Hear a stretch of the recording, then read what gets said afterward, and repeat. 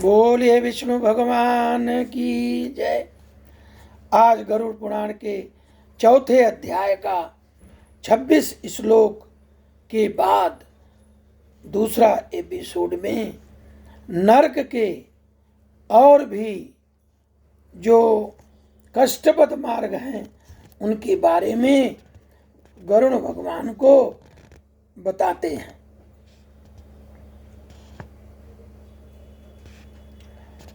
देखिए, भगवान कहते हैं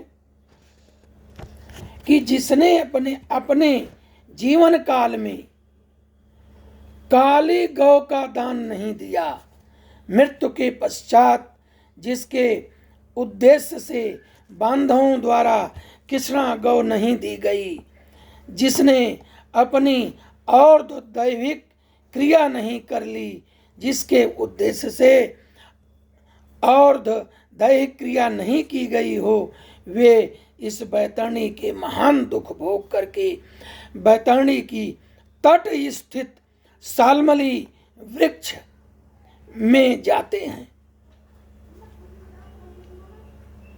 जो झूठी गवाही देते हैं, धर्म पालन का ढोंग करने वाले, छल से धन का अर्जन करने वाले, चोरी द्वारा आजीविका चलाने वाले, अत्यधिक वृक्षों को काटने वाले, वन और वाटिका को नष्ट करने वाले, व्रत और तीर्थ का परित्याग करने वाले, विधवा के शील को नष्ट करने वाले जो लोग होते हैं, वह इस बैतरणी नदी में दोबारा तिबारा फेंके जाते हैं।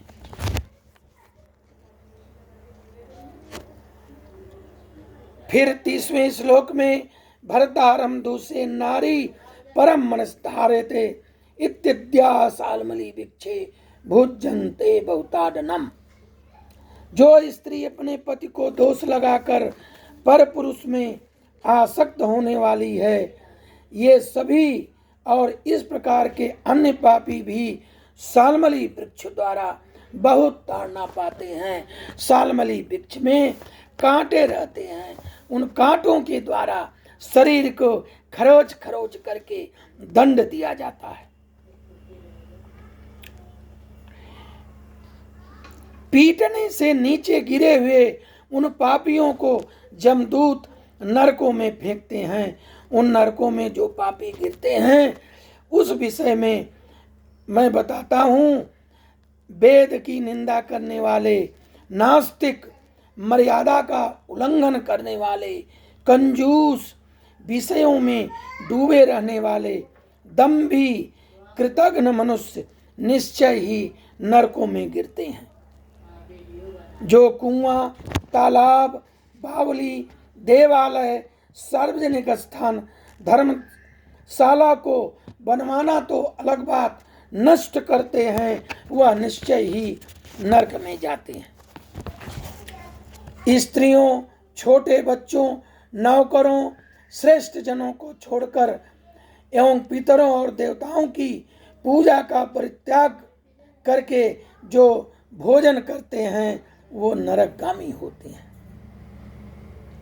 जो मार्ग को कीलों से, पुलों से, लकड़ियों से, पत्थरों से, कांटों से रोकते हैं, वो निश्चय ही नरकगामी होते हैं।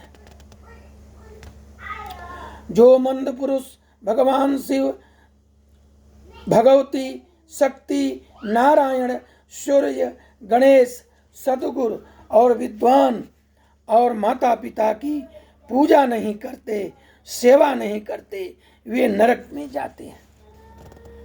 दासी को अपनी सैया पर आरोपित करने से ब्राह्मण अधोगति को प्राप्त होता है।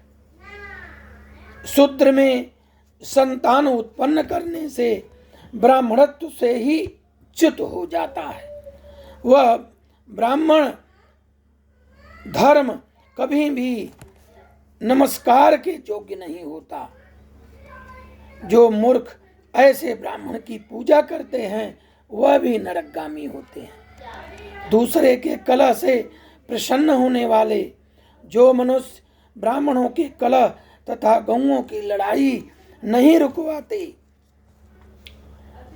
प्रत्युत ऐसा देखकर प्रसन्न होते हैं, उनका समर्थन करते हैं, बढ़ावा देते हैं, वे अवश्य ही नरक में जाते हैं। जिसका कोई शरण नहीं है, ऐसी पतिपरायणा स्त्री ऋतुकाल की द्वेषवश उपेक्षा करने वाले निश्चय ही नरकगामी होते हैं। जो कामांध पुरुष रजस्वला स्त्री के साथ गमन करते हैं, पर्व के दिनों में अमावस्या, पूर्णिमा, एकादशी आदि में, जल में, दिन में, श्राद्ध के दिन में कामुक होकर स्त्री प्रसंग करते हैं, वो नरक के गामी होते हैं। जो मनुष्य अपने शरीर के मल को आग में, जल में, उपवन में, गौशाला में फेंकते हैं, वह निश्चय ही नरक में जाते हैं। जो हथियार बनाने वाले, बाण और धनुष का निर्माण करने वाले, विक्रय करने वाले,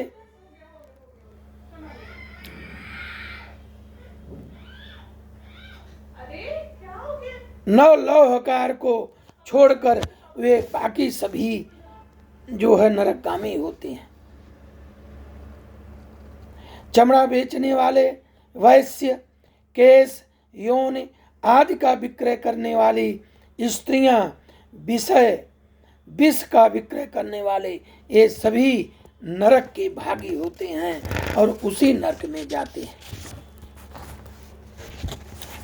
जो अनाथ के ऊपर कृपा नहीं करते, सत्पुरुषों से द्वेष करते हैं, निरपराध को दंड देते हैं, वे नरकगामी होते हैं।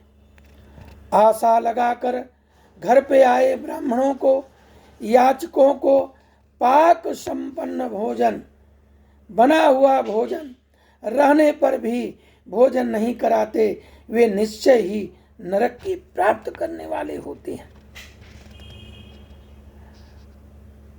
वीडियो बड़ा हो रहा है, इसे हम 48 पर, श्लोक 48 पर खत्म करेंगे, बाकी हम तीसरे एपिसोड में कहेंगे। देखिए, जो सभी आशया समन प्राप्तान ब्राह्मणान अर्थनो गृहे न भोजयन्ति पाकेय ते वही नरकगामिनः। जो सभी प्राणियों में विश्वास नहीं करते,